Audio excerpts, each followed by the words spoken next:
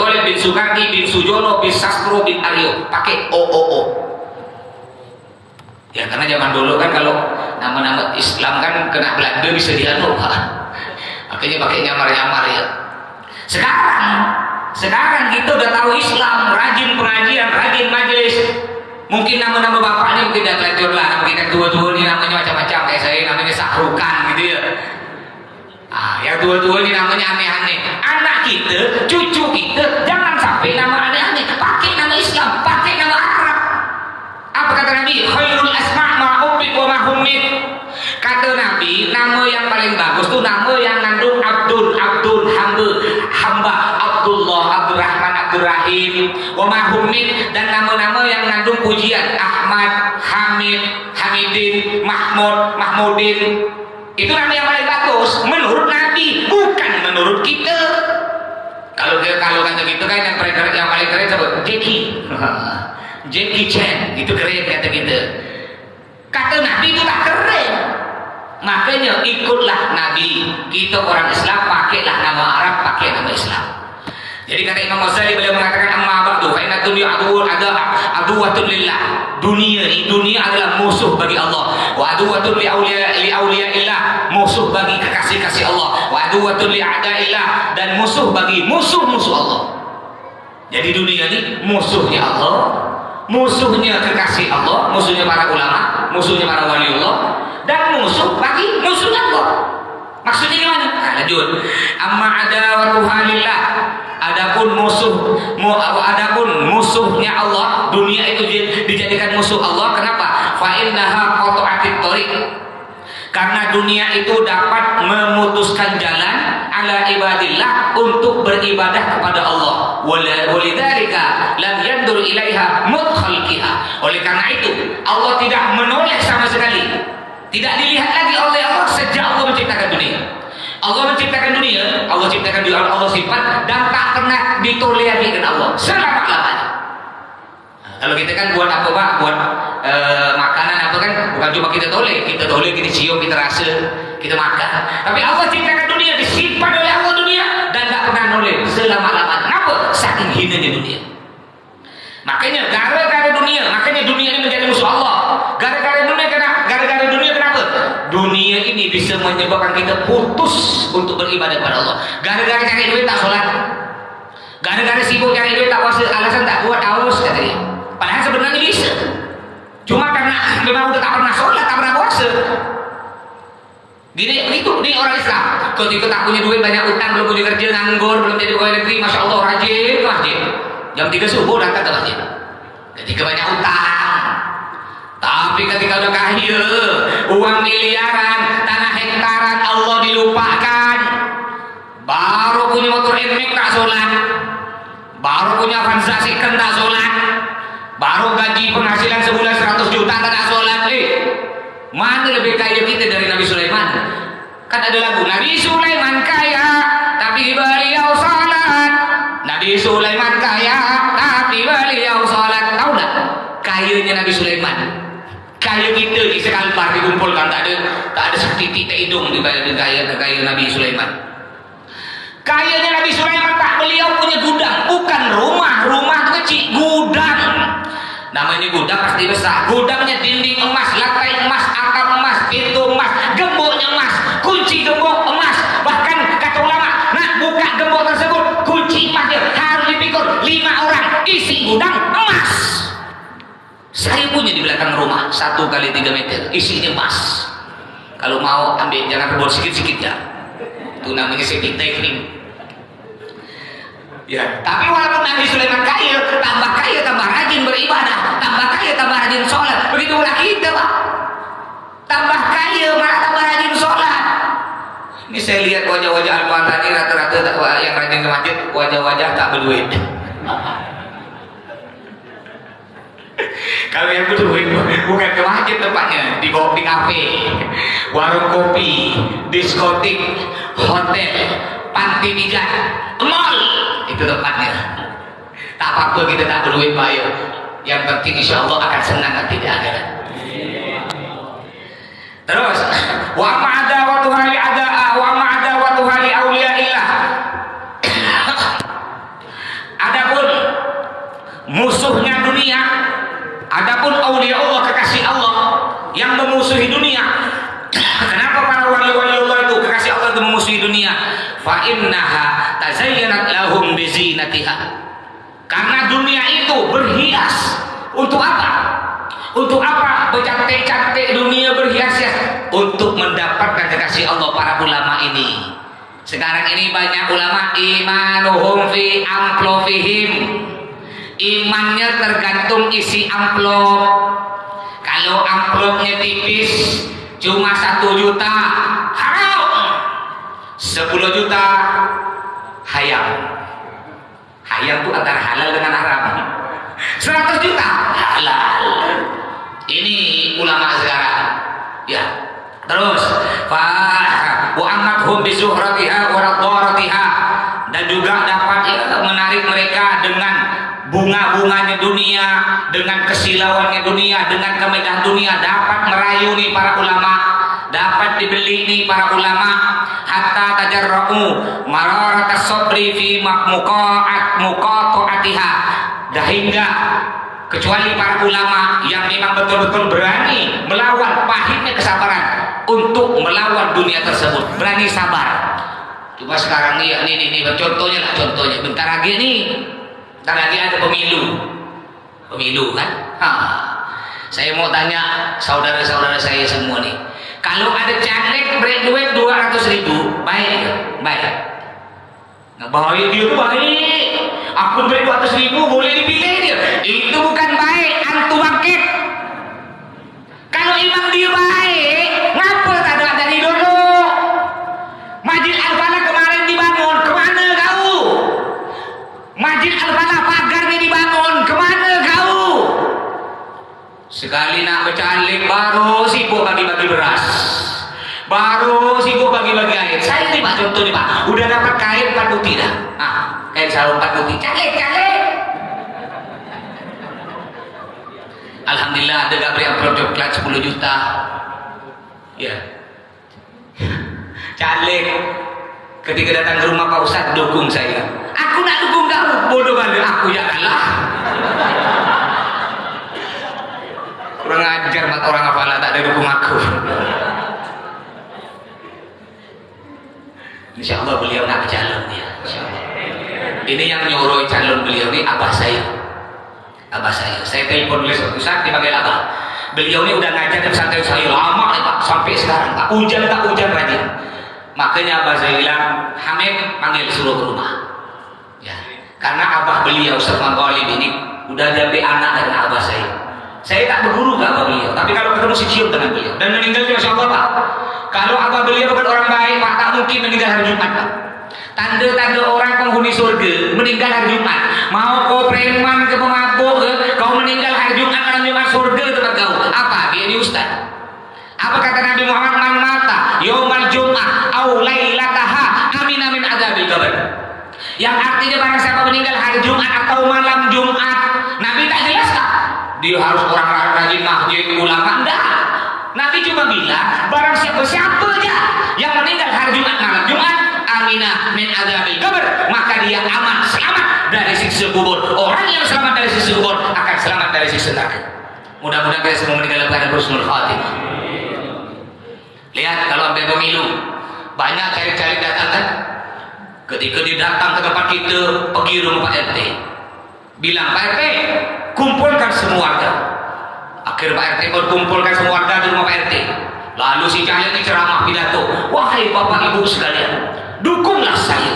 Kalau sampai nanti saya menang jadi anggota dewan, pokoknya Pontianak ini tenang, kata dia. Sekali udah menang, betul-betul tenang, senyap, tak muncul lagi kata gedung dia. Dulu sebelum jadi dewan, assalamualaikum. Kali dia jadi dewan, noleh tak ada. Alhamdulillah, gubernur kita masih ingat saya. Nanti saya diundang buka bakso rumah dia. Mudah-mudahan dapat THR besar, amin.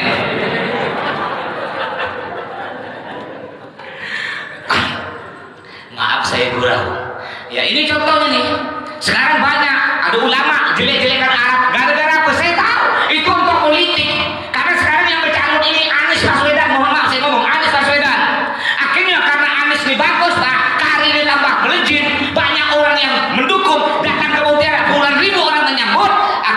Mereka pun mau cari celahnya Anies, dibahas tentang korupsi tak bisa, cari jeli tak bisa. Gimana caranya? Kita angkat Arabnya. Banyak video beredar. Ini kiai Pak, ini termasuk yang nomor 2. Nomor 2 ini, ya, para ulama yang imanuhum fi amplopihim, imannya tergantung isi amplop. Mereka saking bencinya sampai menjelek-jelekan Arab. Jangan pilih Arab, jangan pilih kadrun, pilih pribumi.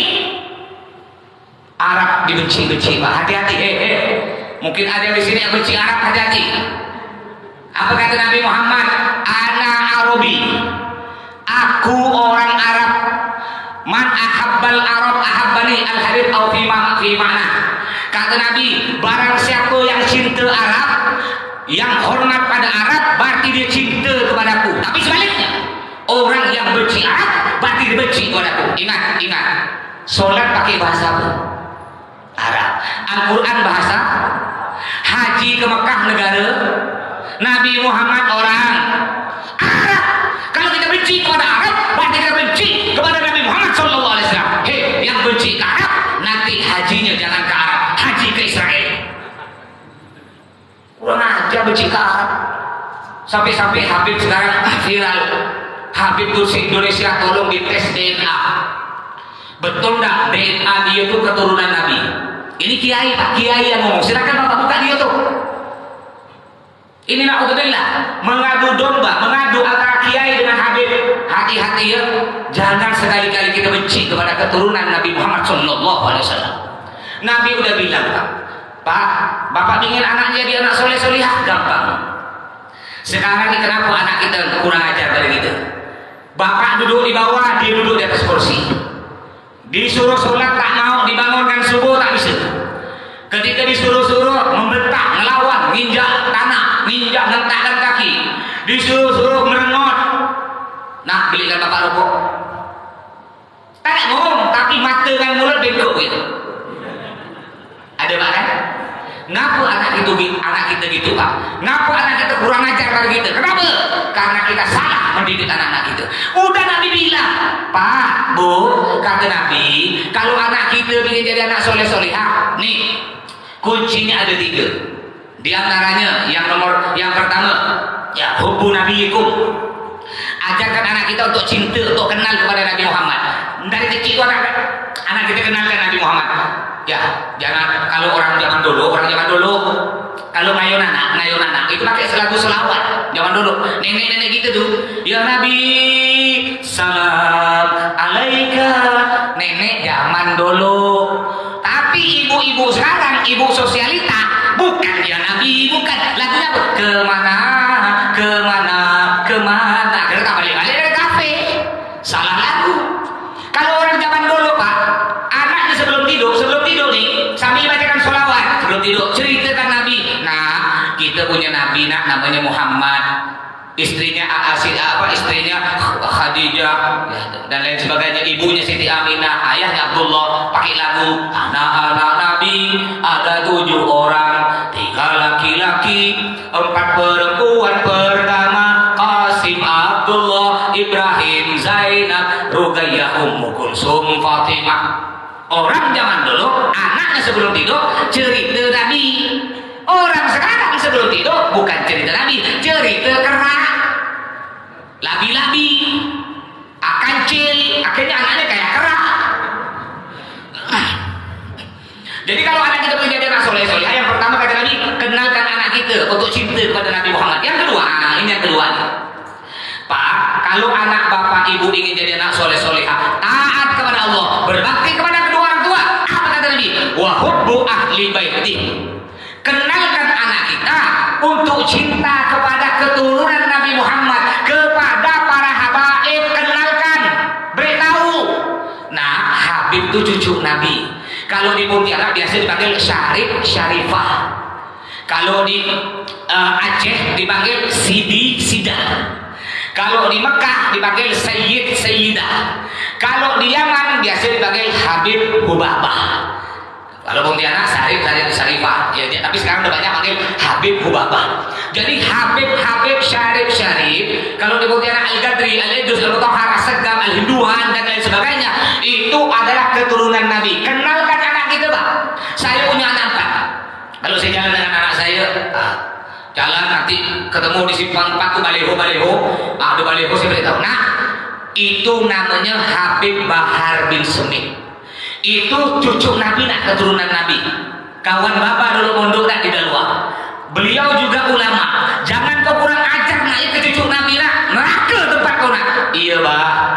Jalan lagi ketemu di simpang 4 lagi, ada baleho lagi besar. Nah, ini juga cucu Nabi nak. Beliau namanya Habib Muhammad Rizik bin Syihab. Jangan kau kurang ajar ke beliau nak. Beliau juga Habib dan ulama. Neraka tempat kau nak. Iya bah. Jalan lagi di simpang Tanjung, ada baleho saya. Anak saya nanya, Pak itu Habib? Bukan. Itu kacau nak. Makanya hati-hati. Jangan sampai kita kurang ajar kepada para habaib. Hei, yang benci-benci Habib.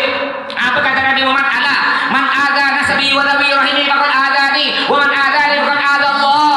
Yang artinya dengarkan kata Nabi Muhammad, barang siapa yang benci, yang kurang ajar kepada keturunanku para habaib, sama saja dia kurang ajar kepadaku. Barang siapa yang kurang ajar kepadaku, sama saja dia kurang ajar kepada Allah. Artinya orang yang kurang ajar, yang benci pada keturunan Nabi kepada para habaib, berarti dia benci kepada Nabi, benci kepada Allah Subhanahu wa taala. Dia akan jauh dari surga, dilemparkan dalam api neraka. Makanya mumpung di Pontianak banyak Habib, kita punya Sultan Habib, Sultan Syarif Mahmud Mefid Al-Gadri, banyak juga habaib di sini. Hormati para habaib. Habib Idrus Al-Habsyi Pak, seorang wali. Dia berkahnya kalau di satu gang, di satu kampung ada Habib, maka kampung tersebut akan sejahtera, aman. Suatu hari Habib Idrus Al-Habsyi ini kedatangan tamu. Beliau seorang penceramah ulama. Saya mau undang Habib. Oh, acara apa? Mau ceramah Habib di kampung saya. Tunggu loh. Sebelum aku nerima undangan kau, aku nak nanya, di kampung kau ada Habib tak?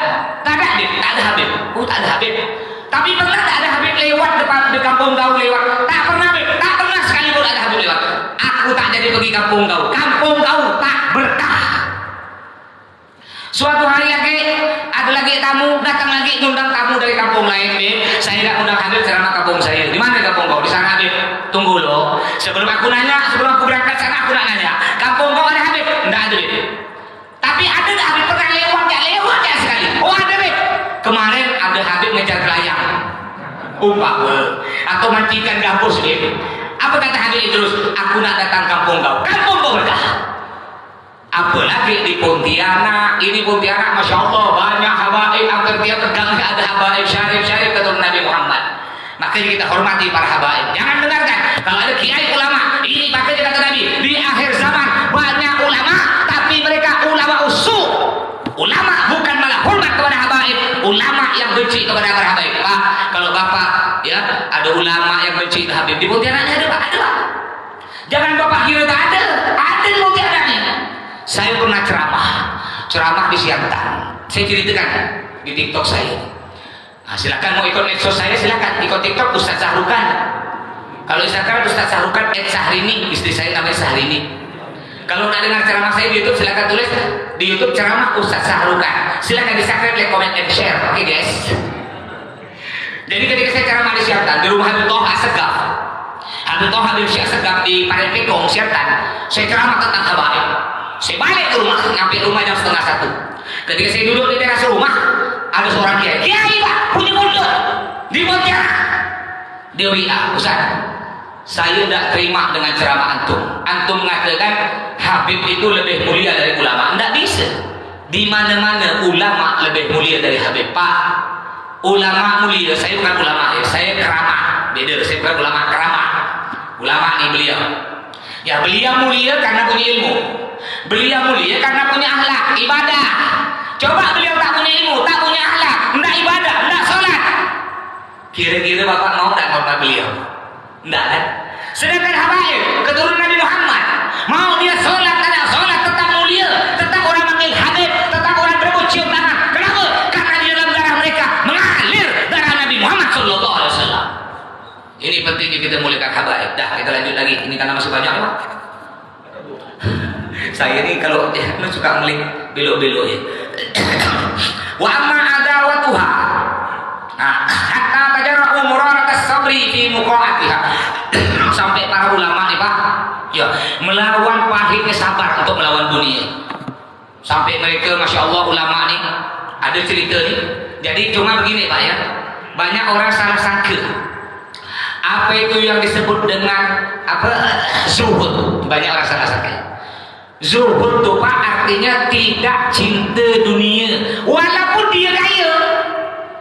Banyak orang ketika bicara ulama punya mobil Alphard, ini ulama cinta dunia. Salah. Jangan Bapak kira, pasti kalau Ustaz Somad, masya Allah mobilnya Hammer, ya habis seberapa harum mobilnya Alphard, berarti cinta dunia. Enggak. Yang dinamakan zuhud orang yang tidak cinta dunia, walaupun dia kaya. Dan jangan Bapak kira orang yang pakai motor jelek itu Bapak kira tidak cinta dunia. Kagak. Kayak saya tuh, lihat motor saya, nanti lihat motor Grab tahun 94 jelek, tak ada dimodif jelek. Bukan saya tidak cinta dunia Pak, bukan, karena tak ada duit tak beli motor baru. Kalau Bapak beli kan saya pakai.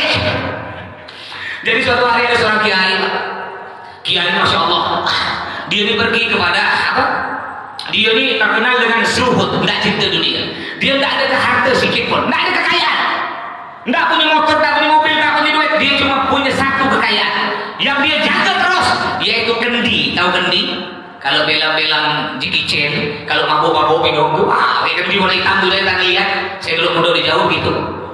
Dia hanya punya satu kendi, dibawa kemana-mana, tidur di bawah di kendi.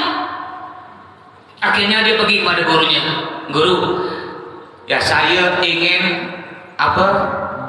Ada seorang santri pergi kepada guru nih, guru yang punya kendi tadi.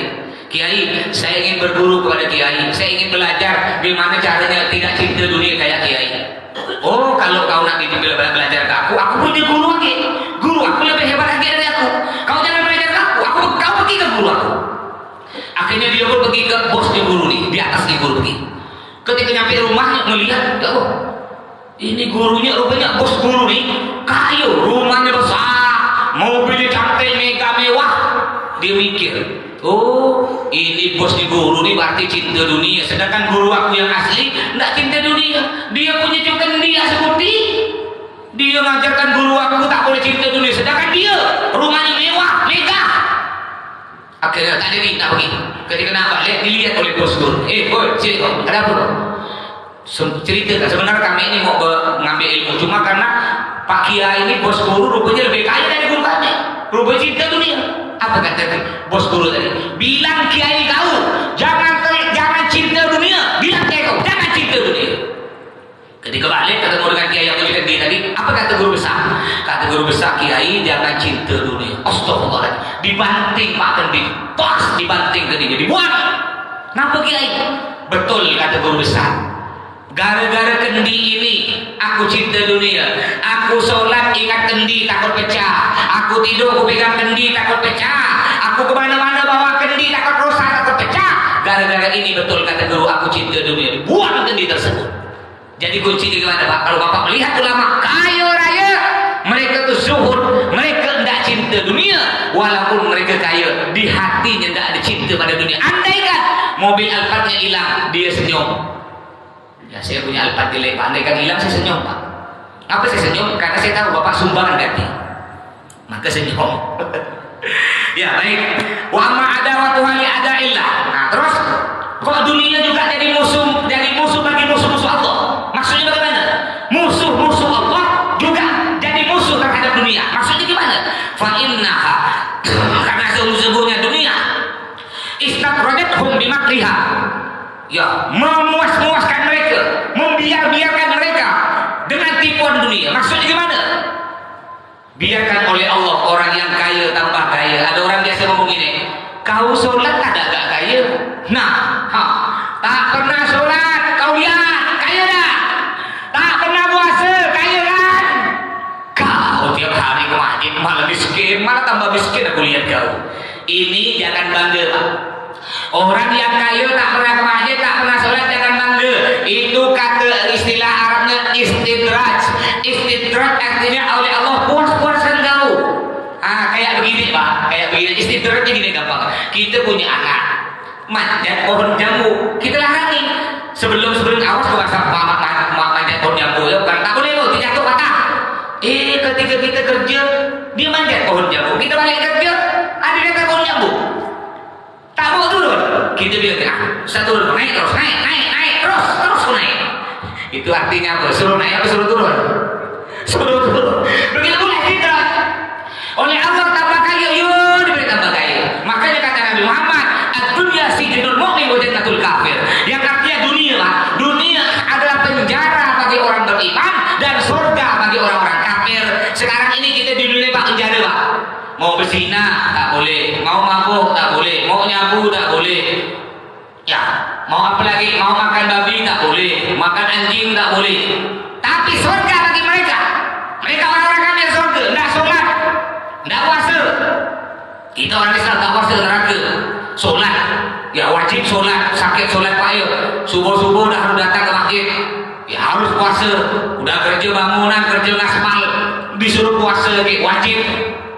Makanya saudara hati-hati, walaupun kita miskin ya, walaupun kita miskin tetaplah beribadah kepada Allah terus. Hatta wadiku biha wa awalu alaiha. Hingga mereka tambah yakin dengan kesenangan dunia tersebut. Fahadalahum awal jemaahkan alaiha. Fajitana min hasratan tangkoti umin hal akbar. Lalu mereka pun mendapatkan penyesalan yang dapatkan memutuskan hati mereka. Tsumma haramakum min sa'adah abadal abad. Dan mengharapkan mereka dari keberuntungan di akhirat selama-lamanya. Artinya orang yang cinta dunia, ya cinta dunia hingga melupakan akhirat, oleh Allah tidak akan bahagia di akhirat. Fahum ala firaqiha yatahassarun. Mereka akan menyesal dengan berpisah dari dunia. Wa min makaidha yastaghithun fala yughafun. Dan mereka minta perlindungan dari tipuan dunia. Bal yuqalu lahum. Saya baca cepat nanti saya jelaskan ya. Tapi dikatakan kepada mereka, ihsa'u fiha wa la tukallimun. Apa kata Allah? Hinalah kalian di neraka. Wa la tukallimun. Kata Allah, jangan mengajak aku ngomong, jangan mengajak aku berbicara. Oleh Allah tidak ditoleh. Orang-orang yang cinta pada dunia. Ulaikal ladzina ishtarawul hayatad dunya bil akhirah. Mereka menjual kehidupan dunia dengan akhirat. Fala yuhaqqaqu anhumul adzab wa la hum yunsarun. Maka oleh Allah tidak akan diringankan azab mereka dan mereka tidak akan ditolong. Ini kehidupan dunia Pak. Banyak orang sekarang tertipu dengan kehidupan dunia Pak. Ya ini apa tadi? Ya Pak. Fa innaha istadrajathum bimakriha. Mereka dipuas-puaskan. Lihat. Dunia, tadi kata Nabi, dunia adalah penjara bagi orang mukmin, orang muslim, surga bagi orang kafir. Udah betul. Kalau tidak jaya, yang kaya-kaya di Indonesia Islam atau bukan? Yang punya hotel, yang punya mall. Dari 100 orang kaya, paling Islam cuma satu. Contohnya sejauh-jauh di Pontianak nih, yang punya supermarket Islam. Ada tidak orang Islam punya supermarket? Satu ya, sebut. Bukan minimarket ya, supermarket ada. Tidak ada. Kalau yang punya minimarket ada, paling 1-2 orang ya. Yang punya hotel ada di sini, orang Islam punya hotel ada. Alhamdulillah Pondok Dalwa, saya dulu Pondok Dalwa dengan beliau nih. Alhamdulillah punya hotel Pak. Bukan hotel-hotelan Pak. Sekarang bahkan Dalwa udah ada masa bulan punya mall. Nah, punya mall. Saya dulu muka enak udah Pondok sekarang dia. Pakai AC tidur, baju di laundry. Saya dulu nyuci seorang dan beliau nih. Jangankan AC, kipas angin pun nggak ada. Yang ada kepinting dengan helikopter. Helikopter tuh nyamuk. Sekarang manja udah. Kalau tak jadi ulama parah udah sekarang nih. Lihat. Yang kaya-kaya saja jauh di Pontianak Islam. Kita orang Islam. Paling punya gerobak es tebu. Itu jelas Islam yang gerobak es tebu itu Islam. Yang jual gorengan tuh kawasan Islam itu jelas. Ya. Mereka tak sholat, tak puasa, masuk neraka masih penting ngatur. Di dunia udah puas kaya, sedangkan kita orang Islam. Paling itu menjadi kuli, jadi pelayan toko, tukang parkir, tukang pikul, satpam. Udah gitu orang Islam, miskin, sakit-sakitan, panas-panas kerja, tak sholat, tak puasa. Ya Allah saudara, kata pepatah, udah jatuh ketimpa tangga, sakit 2 kali,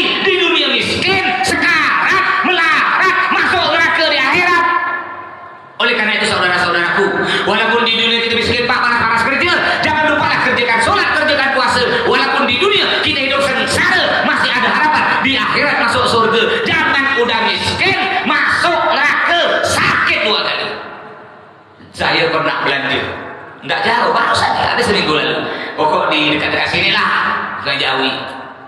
Ada tukang parkir nih Pak. Ya Allah, pakai soko abu-abu lagi. Udah jelas Islam nih. Tangan kanan megang rokok, tangan kiri megang es. Bulan puasa siang-siang. Pingin situ boleh, cuma badan besar masih takut. Dalam hati saya Pak, dalam hati saya, kasihan. Ya Allah, kerja kau cuma tukang parkir. Kebetulan saya belanja nih Pak di salah satu supermarket daerah sini.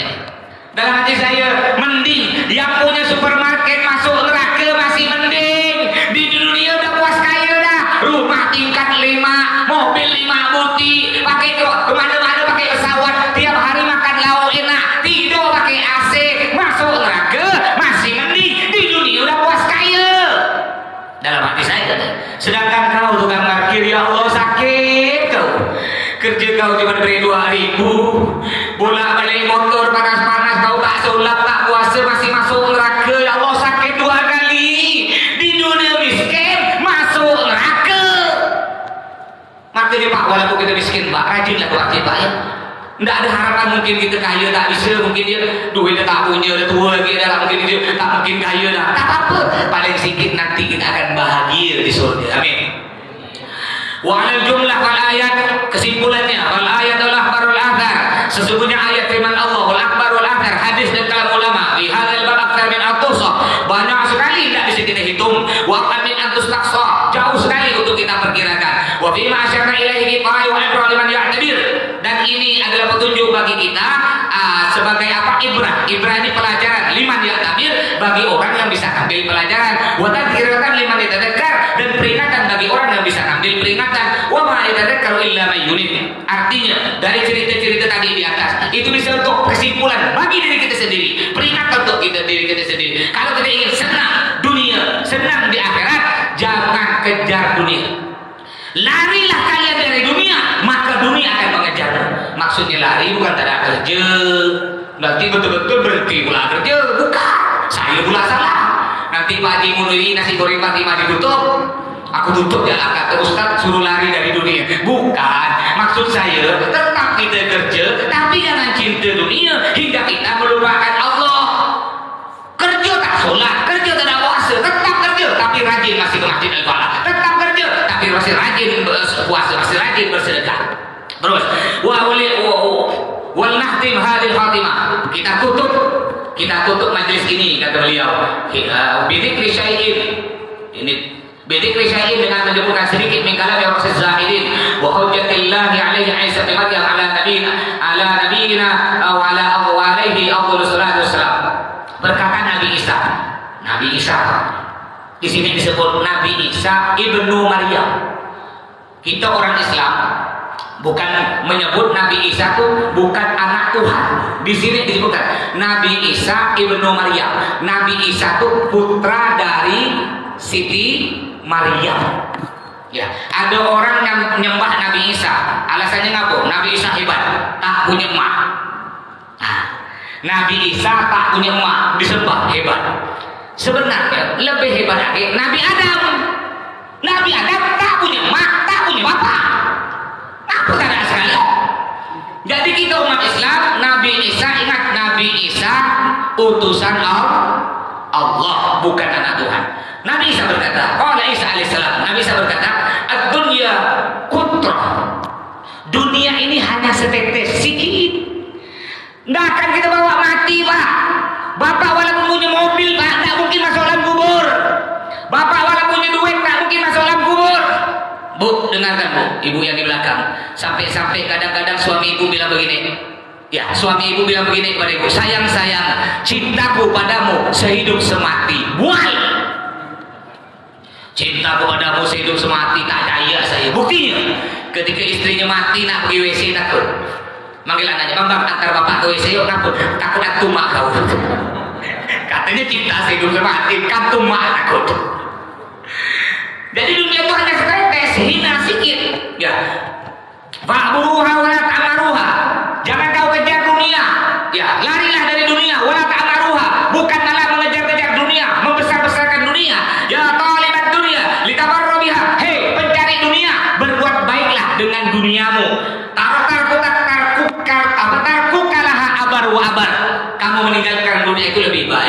Maksudnya kata beliau apa?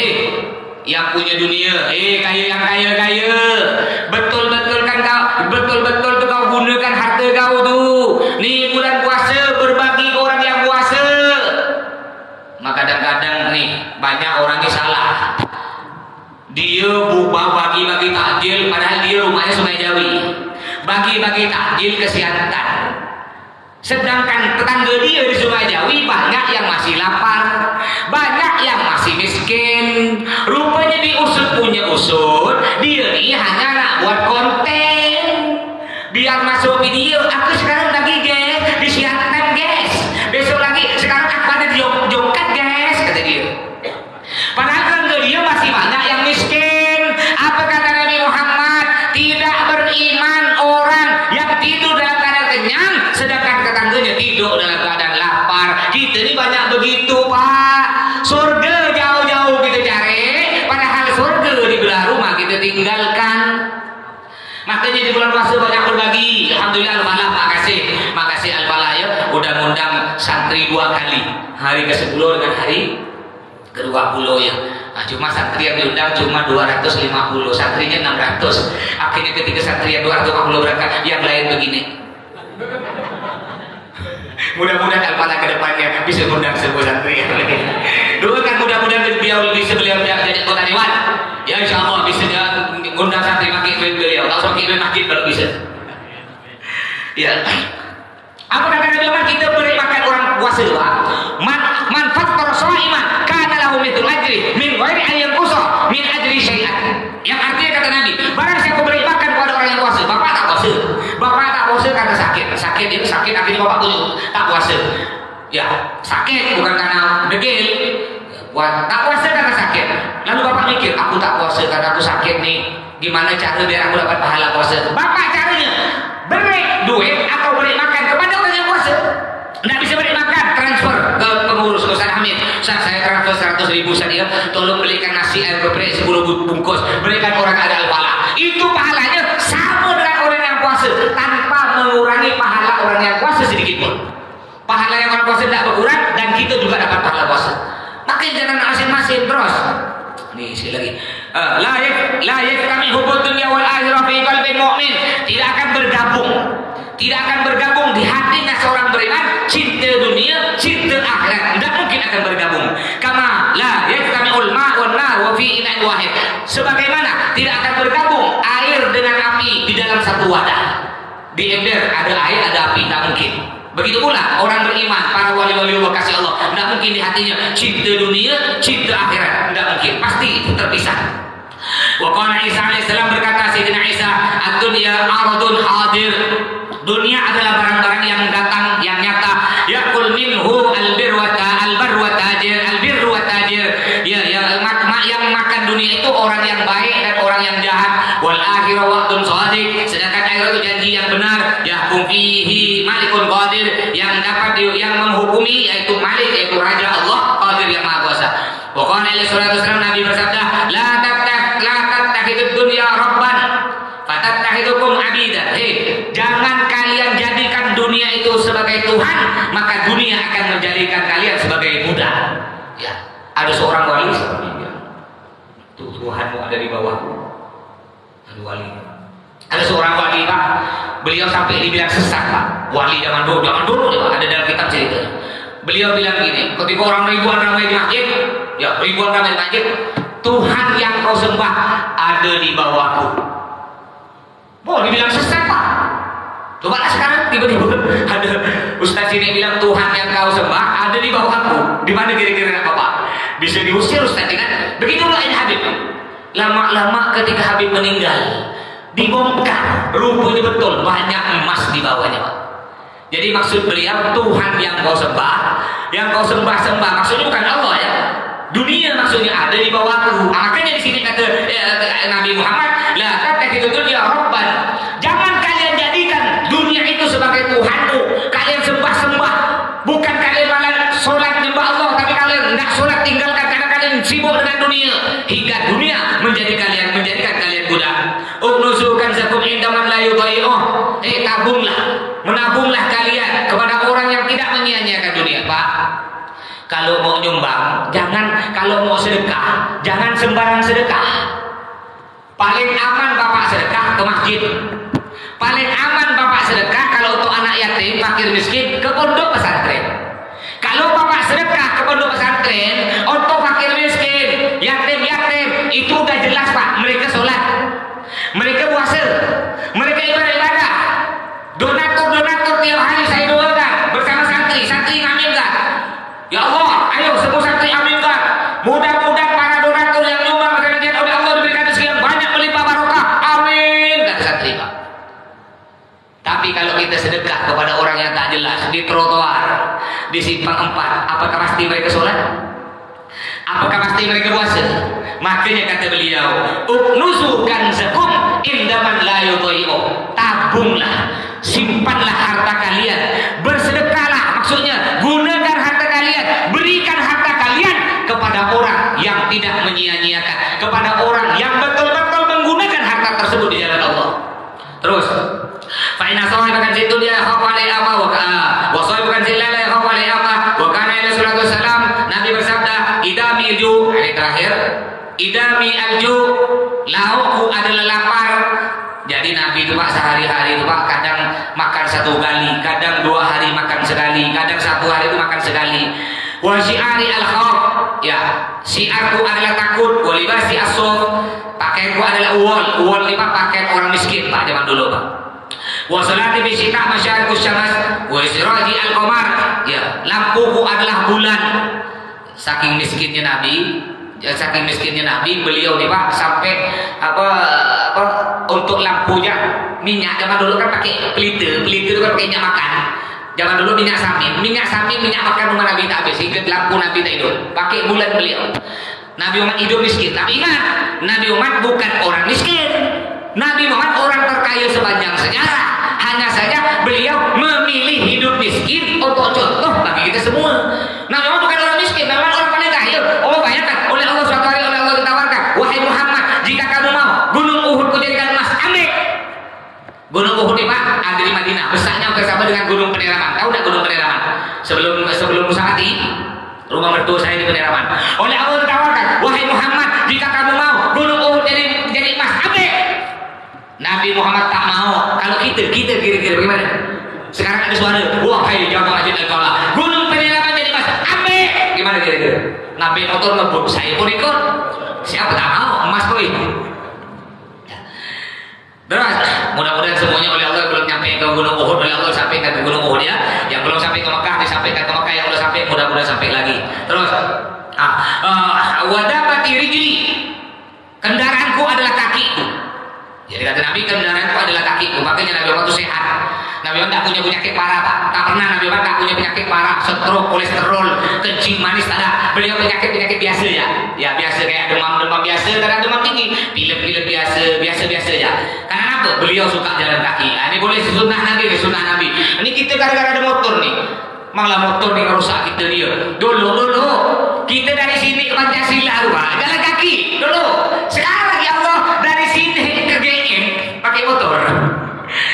Dari ujung engkang ke ujung engkang ada acara tahlil pakai motor kita. Zaman dulu jalan kaki Ini sunnah Nabi, boleh dipraktikkan biar sehat ya. Terus foto ami ubagiyati ma ambatatil ardo, makananku dan buah-buahanku tidak menghidupkan bumi. Abitu laysa li syai'un, aku tidur tidak ada apa-apa. Wa usbihu laysa li syai'un, aku bangun dari tidur tidak ada apa-apa. Nabi tidur pergi ke dapur tak ada apa-apa pak. Tak ada nasi, tak ada roti, tak ada apa. Nabi tidur, mau tidur tuh lihat dapur tak ada apa-apa, bangun tidur pun tak ada apa-apa. Ya, bukan Nabi orang miskin dia, tapi beliau orang kaya, tapi beliau memilih hidup miskin. Apa kata Nabi? Kadal fakru ayyakuna kufran, yang artinya hampir saja kemiskinan itu menjadikan seseorang kafir. Gara-gara miskin tak sholat, gara-gara miskin tak puasa sibuk kerja, gara-gara miskin nipu orang, mencuri, korupsi, gara-gara miskin berani nanti pemilu memilih orang yang tidak seiman, yang tidak seagama. Hati-hati pak. Silakan bapak nak milih pemimpin, caleg-caleg dari orang manapun, tapi jangan lupa orang Islam wajib memilih sama-sama orang Islam. Wa ma ajid adil al-ardi aghna minni. Aku tidak menemukan di atas dunia ini orang yang lebih kaya dari aku. Aku orang paling kaya. Nabi Muhammad Muhammad. Karena tadi beliau bilang makanan di rumahku tak ada, aku kadang tak makan 2 hari, lampu pun tak ada, tapi aku orang paling kaya di dunia. Kenapa Nabi bilang gitu? Padahal beliau tak punya makan, tak miskin, tapi beliau aku orang paling kaya. Kenapa? Karena Nabi bersyukur beliau walaupun hidup dalam keadaan miskin tidak pernah melupakan Allah. Tambah miskin, tambah rajin sholat. Saking seringnya sholat, kaki Nabi sampai bengkak. Saking seringnya sholat, kita pun kaki bengkak. Tapi bukan sholat, banyak main futsal, kejar layang. Ya, baik sampai di sini satu. Mudah-mudahan oleh Allah puasa kita diterima. Mudah-mudahan kita sembuhkan oleh Allah, diberikan umur yang panjang, bisa bertemu lagi dengan Ramadan yang akan datang. Mudah-mudahan kita meninggal dalam keadaan husnul khatimah, masuk surga bersama dengan baginda Nabi Muhammad SAW. Mungkin sampai di sini kurang lebih yang maha usiku nasib Allah. Assalamualaikum warahmatullahi